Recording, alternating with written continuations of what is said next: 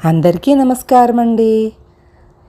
నేను ఈరోజు నుంచి దేవీ భాగవతం చెప్పబోతున్నాను. ఈ కథ చెప్పబోయే ముందర మీ అందరికీ దసరా శుభాకాంక్షలు. ఆ దుర్గాదేవి మీ మీద ఎప్పుడూ దయతో ఉండాలని కోరుకుంటూ ఈ కథను ప్రారంభిస్తున్నాను. దేవీ భాగవతం. నైమిసారణ్యంలో ఉండే మునులకు సూతుడు తాను వ్యాసుడి ద్వారా విన్న అనేక పురాణాలు చెప్పాడు. ఏదో సందర్భంలో సూతుడు శౌనకాది మునులతో దేవీ భాగవతం అనే పురాణం ఒకటి ఉన్నట్టు ఉంది అని అన్నాడు. ఒకనాడు శౌనకుడు సూతుడికి ఆ విషయం జ్ఞాపకం చేసి ఆ భాగవత పురాణం చెప్పమని కోరాడు. సూతుడు సరేనని మునులకు దేవి భాగవత పురాణం చెప్పి వినిపించాడు. సూతుడు ఆదిశక్తిని గురించి ఇలా చెప్పాడు. ఆమె మహాశక్తి, ఆమెయే విద్య, అన్ని లోకాలు ఆమెనే ఆశ్రయించి ఉన్నాయి. సృష్టి స్థితి లయాలను కలిగించేది నిజంగా ఆదిశక్తే. ఆమె ప్రేరణ ద్వారా త్రిమూర్తులు ఆ విధులు నిర్వర్తిస్తారు. బ్రహ్మ విష్ణు నాభి నుంచి పుట్టాడు. విష్ణువుకు ఆధారం ఆదిశేషుడు. ఆదిశేషుడు జలం ఆధారంగా ఉన్నాడు.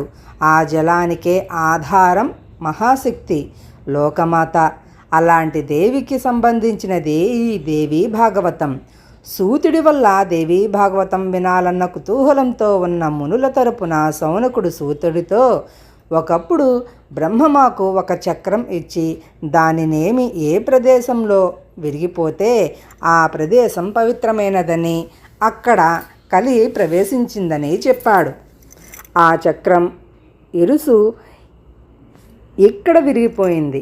అందుచేత దీనికి నైమిసం అనే పేరు వచ్చింది. మేము ఇక్కడే ఉండిపోయాం. తిరిగి కృతయుగం వచ్చేదాకా ఇక్కడే ఉండి కలి భయం లేకుండా ఉంటాం. ఇక్కడ మాకు పుణ్యగోష్ఠి తప్ప మరేమీ లేదు. అందుచేత నువ్వు మాకు పుణ్యప్రదమైన దేవీ భాగవత పురాణం వినిపించు అన్నాడు. తిరిగి సూతుడు ఇలా చెప్పాడు. వ్యాసమహాముని నాకు ఎలా చెప్పాడో అలాగే నేను మీకు దేవీ భాగవతం చెబుతాను. ఇప్పటికి 27 ద్వాపరాలు గడిచి 28వ ద్వాపరం జరుగుతున్నది. ప్రతి ద్వాపరంలోనూ ఒక వ్యాసుడు పుట్టాడు. వేదాలను విభజించి పురాణాలు రచించిన సాత్యవతేయుడు అనే వ్యాసుడు అంటే సత్యవతి కొడుకు మా గురువుగారు. ఆయన తన కొడుకైన శుకుడికి ఈ దేవీ భాగవతం చెబుతుంటే నేను భక్తి శ్రద్ధలతో గ్రహించాను. అల్లుడి వెంట తిను, కొడుకు వెంట చదువు అంటారు కదా పెద్దలు. ఈ దేవీ భాగవతం విని శుకుడు తరించాడు. నిజానికి ఈ పురాణం విన్నవారు కష్టాలు పడటం సాధ్యం కాదు. ఇది విని మునులు సూతుణ్ణి, శుకుడు వ్యాసుడికి ఎలా కొడుకు అయ్యాడు? అతను అరణిలో పుట్టాడని కదా చెబుతారు అని అడిగారు. అప్పుడు సూతుడు మునులకు శుకుడు జన్మ వృత్తాంతం ఇలా చెప్పాడు. ఒకప్పుడు వ్యాసుడు సరస్వతీ నదీ తీరాన తపస్సు చేసుకుంటూ పక్షులు దంపతులుగా జీవిస్తూ పిల్లలను కనటము, వాటి నోటికి ఆహారం అందించి అవి తింటుంటే చూసి ఆనందించడము గమనించి తనకు కూడా సంతానం కలిగితే ఎంత బాగుంటుందో కదా అనే చింతలో పడ్డాడు. చక్కగా పెళ్లి చేసుకుంటే భార్యతో సుఖపడవచ్చు, కొడుకులను కనవచ్చు. కొడుకు పెరిగి పెద్దవాడయి వాడు పెళ్లి చేసుకుంటే ముద్దుల కోడల్ని చూసి మురిసిపోవచ్చు. కొడుకులుంటే ఎన్ని లాభాలు! ముసలితనంలో ఎంతో శ్రద్ధగా సేవలు చేస్తారు. అలా అనుకుని వ్యాసుడు కొడుకుల నిమిత్తం తపస్సు చేయటానికి కాంచనాద్రికి వెళ్ళి ఏ దేవుణ్ణి ఆరాధిస్తే తనకు శీఘ్రంగా కోరిక నెరవేరుతుందా అని ఆలోచిస్తూ ఉండగా ఆయన ఉన్న చోటికి నారదుడు వచ్చాడు. అతన్ని చూడగానే వ్యాసుడు నమస్కరించి, స్వామి, సమయానికి వచ్చావు. నా కోరిక తీర్చడానికే వచ్చి ఉంటావు అన్నాడు. సర్వజ్ఞుడివి, నీకు ఒకరి సహాయం అవసరమా? ఏమైనా నీ కోరిక ఏమిటో చెప్పు అన్నాడు నారదుడు. కొడుకు లేని వాడికి పరలోకం ఉండదుట. ఏ దేవుడిని ప్రార్థించితే నాకు కొడుకునిస్తాడు చెప్పు నారదా అని వ్యాసుడు అడిగాడు. అప్పుడు నారదుడు ఇలా అన్నాడు. ఒకప్పుడు నా తండ్రి అయిన బ్రహ్మకు ఇదే సందేహం కలిగింది. ఆయన విష్ణులోకానికి వెళ్ళి విష్ణువును చూసి, నువ్వే సర్వోత్తముడు అనుకుంటున్నాను, నీకన్నా గొప్పవాడుంటే చెప్పు అని అడిగాడు. దానికి విష్ణువు, నువ్వు సృష్టించేవాడివని, నేను పెంపొందించేవాడినని, శివుడు హరించేవాడని జనం అనుకుంటారు. ఇది పొరపాటు. తేజస్సుతో కూడిన ఆదిశక్తి మాత్రమే సృష్టి చేస్తుందని బుద్ధిమంతులు గ్రహిస్తారు. మనం సృష్టి స్థితి లయాలు చేస్తున్నామంటే అందుకు కారణం నీకు రజస్సు, నాకు సత్వము, శివుడికి తమస్సు తోడ్పడుతున్నాయి. లేని పక్షంలో మనం గవ్వ విలువ చేస్తామా? నేను ఈ శేషతల్పం మీద పడుకున్నా, లక్ష్మి వెంట ఆరామాలలో విహరిస్తున్నా, పొగరు పట్టిన రాక్షసులను చంపినా ఆ శక్తి దయవలనే కదా. వెనక నేను మధుకైటబులనే దానవులతో 5000 ఏళ్ళు పోరాడి చివరకు జయం పొందింది శక్తి సహాయంతో కాదా? నేను స్వతంత్రుడినని ఒక్కనాటికి అనుకోకు. ఒకసారి వింటి నారితో నా తల తెగిపోతే నువ్వు దేవశిల్పి చేత ఒక గుర్రం తల నాకు ఏర్పాటు చేయించావు. ఆ విధంగా నేను హయగ్రీవుణ్ణి అయ్యాను కదా. అందుచేత నేను శక్తికి అధీనుణ్ణే. శక్తిని మించినది లోకాలలో మరొకటి ఉన్నదని నేను చెప్పలేను అన్నాడు. ఇలా చెప్పి నారదుడు వ్యాసుడితో, నువ్వు ఆదిశక్తిని కోరుకున్నావంటే నీ కోరిక ఈడేరుతుంది అన్నాడు. వ్యాసుడు లోకమాతను గురించి తపస్సు చేశాడు అని సూతుడు మునులకు చెప్పాడు. వెంటనే మునులు, విష్ణువు తల తెగటం ఎలా జరిగింది, ఆయనకు గుర్రం తల ఎలా అతికారు, ఇదంతా నమ్మదగిన విధంగా చెప్పు అని సూతుణ్ణి అడిగారు. హయగ్రీవావతారం.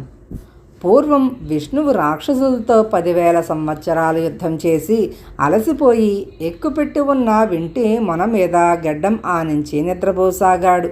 ఆ సమయంలో దేవతలు యజ్ఞం తలపెట్టి విష్ణు కోసం వెతుక్కుంటూ వచ్చి అతను నిద్రలో ఉండటం చూసి ఏం చెయ్యాలో తోచని స్థితిలో పడ్డారు.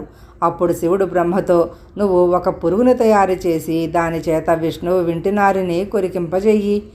నారి తెగగానే వింటి మొన పైకి లేస్తుంది. వెంటనే విష్ణువు నిద్రలేస్తాడు, యజ్ఞం సాగుతుంది అన్నాడు. బ్రహ్మ పురుగును సృష్టించి విష్ణువు వింటి నారిని కొరకమన్నాడు. దానికి ఆ పురుగు, మహాత్మా, ఎలా చేసేది ఈ పని, మహాపాపం కాదా? తల్లి పిల్లలను విడదీయటము, భార్యాభర్తలకు ఎడబాటు చేయటము, నిద్రాభంగం కలిగించడము, బ్రహ్మహత్య లాంటి మహాపాపాలు. ఈ పని నన్ను చేయమన్నారా అని అడిగింది. నువ్వేమీ విచారించకు, యజ్ఞంలో అగ్నికి ఆహుతి చెయ్యని పదార్థం అంతా నీకిస్తాం అని బ్రహ్మ పురుగుతో అన్నాడు. పురుగు సంతోషించి వింటి నారిని కొరికింది. అప్పుడు పెద్ద ధ్వని పుట్టింది. భూమి అదిరింది. వింటి కొన చప్పున పైకి తన్నడంలో విష్ణువు తల కాస్త ఎగిరిపోయింది. అది చూసి దేవతలు దిమ్మ తిరిగిపోయి ఏం చేయాలో తెలియక, నువ్వే సర్వేశ్వరుడివి కదా, అన్ని లోకాలను భరించేవాడివి కదా, నీ గతి ఇలా అయిందేమిటి? ఏ రాక్షసులు చెయ్యలేని ఈ పని నీకెవరు చేశారు? నువ్వు మాయకు కూడా అతీతుడివే. మాయ నిన్ను ఇలా చేసి ఉండటం సాధ్యమా అని విలపించాడు. దేవగురువైన బృహస్పతి వారితో ఏడుస్తూ కూర్చుంటే ఏమవుతుంది? జరిగిన దానికి ఉపాయం ఏదన్నా చూడండి అన్నాడు.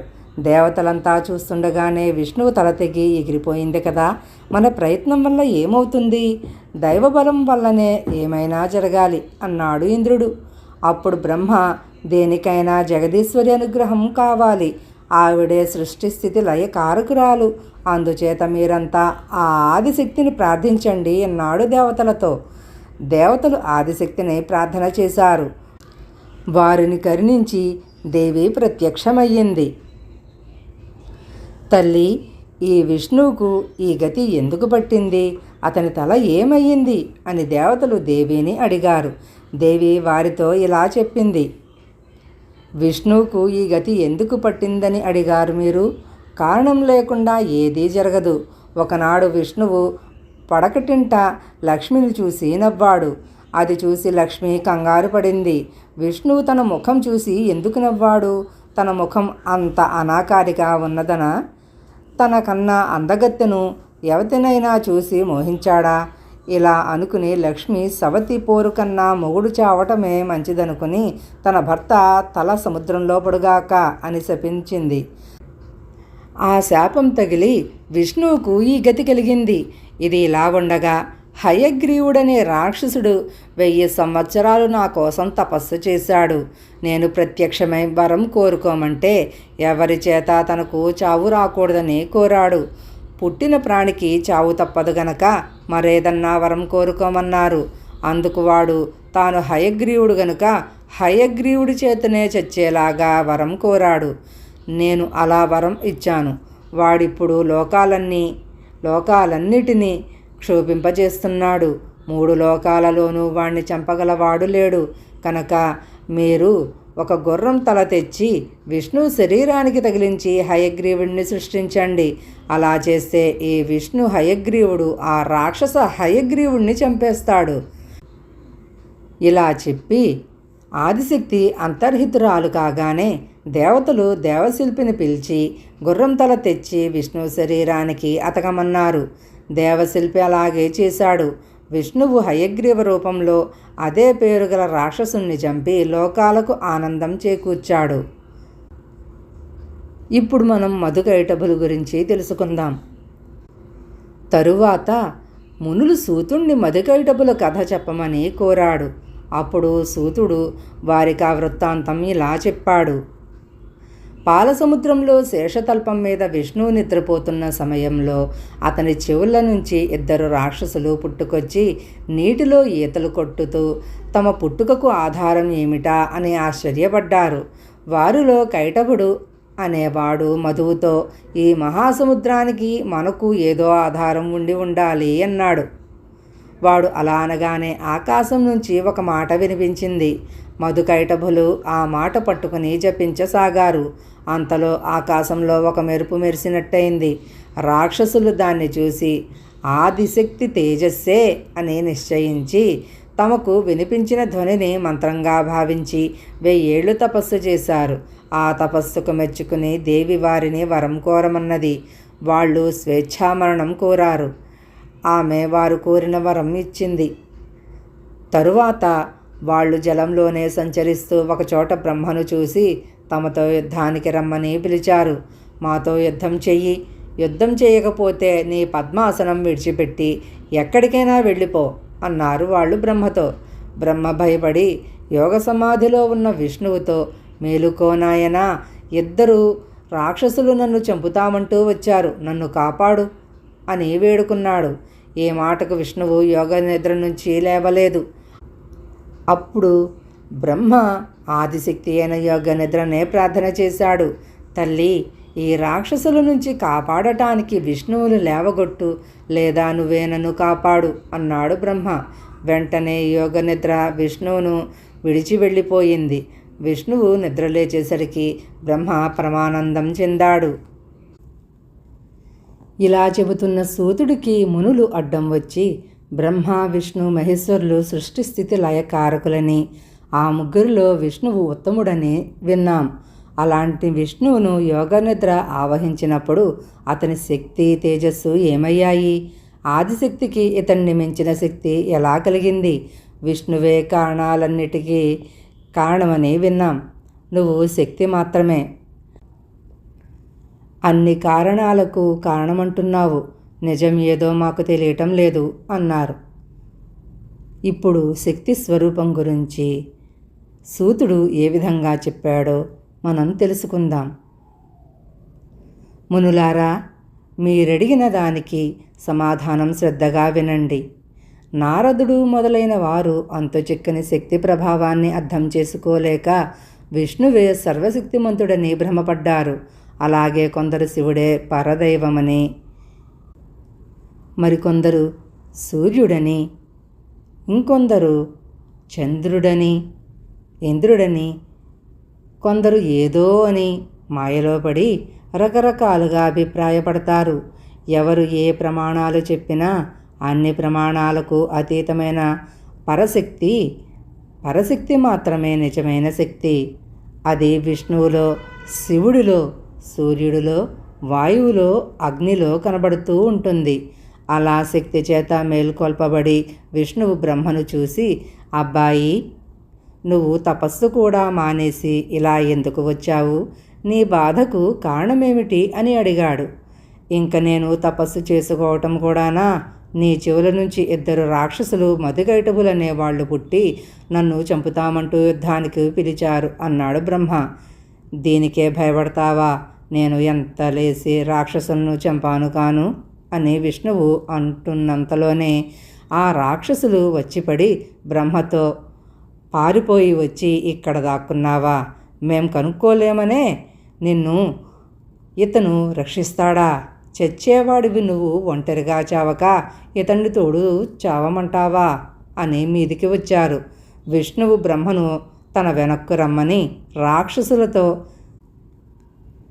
తెగవదురుతున్నారు. మదమెక్కిందా?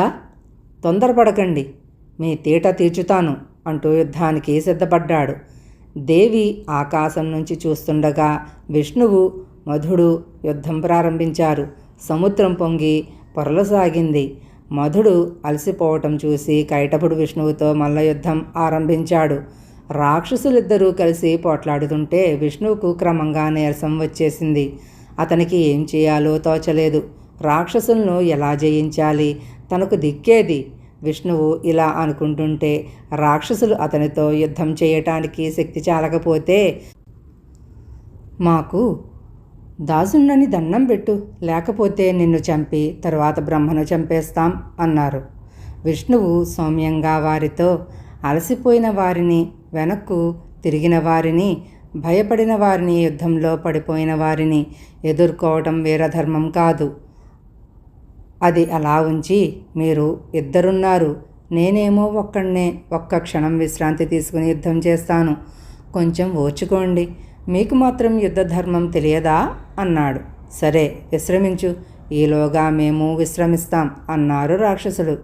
అప్పుడు విష్ణువు దివ్య దృష్టితో ఆ రాక్షసులు వరం పొందిన వారిని గ్రహించి, అనవసరంగా యుద్ధం చేస్తేనే వీరు స్వేచ్ఛామరణం వరంగా సంపాదించారు, వీరిని ఎలా చంపడం అని ఆందోళన పడసాగారు. చివరకు అతను జగదంబను ధ్యానించాడు. తల్లి, నీ సహాయం లేకుండా నేను ఈ రాక్షసులను చంపలేను. మీదు మిక్కిలి వాళ్లే నన్ను చంపేస్తారు. నువ్వే వీళ్లకు వరం ఇచ్చి ఉన్నావు. వీళ్ళు చచ్చే ఉపాయం కూడా నువ్వే చెప్పు. దీనంగా వేడుకుంటున్న విష్ణువును చూసి దేవి చిరునవ్వు నవ్వి, ఈ రాక్షసుల మీద నా మాయ కప్పుతాను, వారిని జయించు అన్నది. రాక్షసులు విష్ణువుతో, ఓడిపోతానని ఎందుకు భయపడతావు? సూర్యులకు జయాపజయాలు 2 సంప్రాప్తమవుతాయి. నీ చేత ఎందరు రాక్షసులు ఓడారు కారు, ఎప్పుడూ జయమే కలుగుతుందా అని ఎత్తి పొడిచారు. మధు కైటబుల యుద్ధం. ఈ మాటకు విష్ణువు మండిపడి రాక్షసులతో తలపడి వాళ్లను పిడికిలితో పొడిచాడు. వాళ్ళు నెత్తురు కక్కుతూ విష్ణువును రొమ్ములో పొడిచారు. ఇలా ముష్టి యుద్ధం సాగింది. విష్ణువు సొమ్మసిల్లి రక్తం ఓడుతూ ఉన్న సమయంలో ఆకాశంలో దేవిని చూశాడు. అదే సమయంలో దేవి రాక్షసులపైన మన్మధుడి బాణాల లాంటి చూపులను ప్రసరించింది. ఆ దెబ్బతో వారు యుద్ధం మాట మరిచి మోహపాశానికి చిక్కుకున్నారు. ఆ స్థితిలో విష్ణువు ఆ రాక్షసులతో, ఎంతమంది రాక్షసులనైనా చూశాను కానీ యుద్ధ విద్యలో మీతో సమానులను చూడలేదు. మీ యుద్ధ నైపుణ్యం చూసి నాకు చాలా సంతోషమైంది. మీ కోరిక ఏదన్నా ఉంటే చెప్పండి, తీర్చుతాను అన్నాడు. దేవి ప్రభావం చేత మాయామోహితులై ఉన్న రాక్షసులు విష్ణువు మాటకు అభిమానం తెచ్చుకొని విష్ణువుకు తూస్కారంగా చూస్తూ, మేం నిన్ను అడిగేవాళ్ళము, నువ్వు ఇచ్చేవాడివేను, కావలిస్తే నువ్వే కోరు, మేం ఇస్తాం అన్నారు. నేను కోరినది ఇస్తారా? నా యుద్ధం చూసి మీకు ఆనందం కలిగిన పక్షంలో నా చేత చచ్చిపోండి అన్నాడు విష్ణువు. రాక్షసులు కలవరపడి కొంచెం ఆలోచించి, నువ్వు మాట మీద నిలబడేవాడివైతే మాకు వరం ఇస్తానన్న మాట గుర్తుంచుకుని నీరు లేని విశాల ప్రదేశంలో మమ్మల్ని చంపు. అలా అయితేనే నీ చేతిలో మేం చచ్చిపోతాం అన్నారు. విష్ణువు నవ్వి తన తొడలు పెంచి రాక్షసులారా రండి అన్నాడు. రాక్షసులు విష్ణువు తొడలను మించి తమ శరీరాలు పెంచారు. విష్ణువు తన తొడలను, రాక్షసులను తమ శరీరాలను ఇలా పెంచగా చిట్ట చివరకు రాక్షసుల శరీరాల కన్నా విష్ణువు తొడలే పెద్దవి అయ్యాయి. అప్పుడు విష్ణువు తన చక్రాన్ని తలుచుకున్నాడు. అది వచ్చి రాక్షసులను నరికేసింది. వాళ్ళ మెదడు నీటిలో పడి పెద్ద మిట్ట తయారైంది. అది మొదలు భూమికి మేదిని అని పేరు వచ్చింది. తదుపరి వ్యాసుడి తపస్సు గురించి తెలుసుకుందాం.